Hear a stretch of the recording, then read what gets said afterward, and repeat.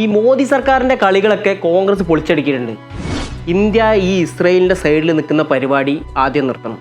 അത് കാരണം പശ്ചിമേഷ്യയിൽ നമുക്കുണ്ടായിരുന്ന സ്വാധീനം മുഴുവൻ നഷ്ടമായിട്ടുണ്ട്.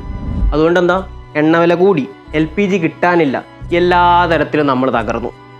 ഇതൊക്കെ ശരിക്കും പറഞ്ഞാൽ നമ്മൾ ഇറാൻ്റെ കൂടെ നിൽക്കണമായിരുന്നു. ബ്രോ, ഒരു കാര്യം മനസ്സിലാക്കണം. ഈ എണ്ണ ഉൽപ്പാദിപ്പിക്കുന്ന രാജ്യങ്ങൾ തമ്മിൽ യുദ്ധം ഉണ്ടാകുന്ന സമയത്ത് സ്വാഭാവികമായിട്ടും ഈ എണ്ണേൻ്റെ പ്രതിസന്ധി ഉണ്ടാവും. അതൊക്കെ സിമ്പിൾ എക്കണോമിക്സ് ആണ്. അല്ലാണ്ട് മോദി പറഞ്ഞിട്ടാണ് അവിടെ പോയിട്ട് ഈ എണ്ണേൻ്റെ വില കൂട്ടുന്നത്. അതിലൊന്നും കാര്യമില്ല. നിങ്ങൾ ആദ്യം ഈ പ്രൊപ്പഗണ്ട എന്ന് പറയുന്ന പരിപാടി ആദ്യം നിർത്തണം. പിന്നെ കഴിഞ്ഞ 2 ദിവസത്തിനുള്ളിൽ പ്രധാനമന്ത്രി മോദി 8 ലോക നേതാക്കളുമായിട്ട് സംസാരിച്ചിട്ടുണ്ട്. അതിൽ 7 രാജ്യവും മുസ്ലിം രാജ്യമാണ്. പല ഇസ്ലാമിക രാജ്യങ്ങളും ഇറാൻ്റെ നിലപാടിനെതിരുമാണ്. മറ്റൊരു കാര്യം കൂടെ പറയാം. നമ്മുടെ നയതന്ത്രം കാരണമാണ് ഈ ഹോർമൂസ് കടലിടുക്ക് വഴി ഇന്ത്യൻ കപ്പലുകൾക്ക് ഇറാൻ സുരക്ഷിത പാത ഒരുക്കിയത്. നമ്മൾ സ്റ്റാൻഡ് എടുക്കുന്നത് നമ്മുടെ എനർജി സെക്യൂരിറ്റി വെച്ചുകൊണ്ട് മാത്രമാണ്. അല്ല, ഈ സാധാരണക്കാരൻ്റെ അവസ്ഥയാണ്. സമ്പദ് വ്യവസ്ഥ വരെ താഴെ പോയില്ല മേൻ. ശരി, നമ്മുടെ സമ്പദ് വ്യവസ്ഥ നോക്കൂ. നമ്മുടെ വിദേശ നാണ്യ ശേഖരം എത്രയാണ്? $728 ബില്യൺ.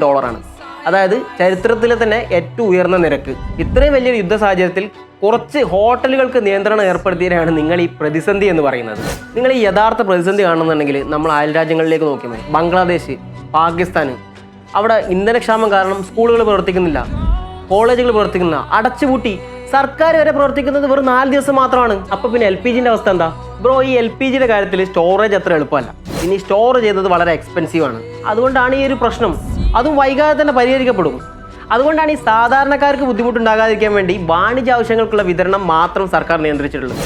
ഗാർഹിക ഉപഭോക്താക്കൾക്ക് മുൻഗണന നൽകുന്നുമുണ്ട്.